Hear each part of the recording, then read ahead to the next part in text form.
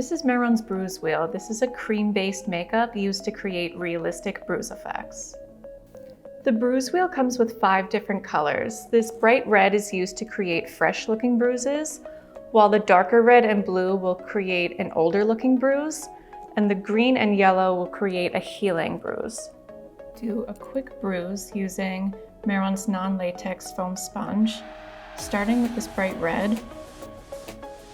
You're just going to use a patting motion to lay your color down.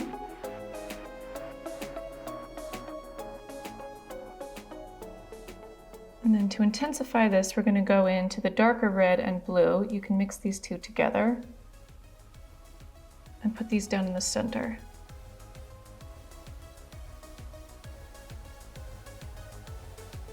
If you feel like you might have laid down too much color or it's too intense, you can buff it out with the clean side of the sponge.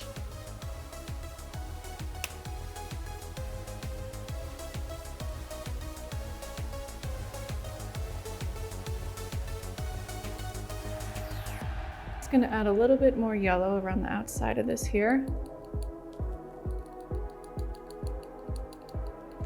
And there you have it, a realistic bruise using Mehron's Bruise Wheel.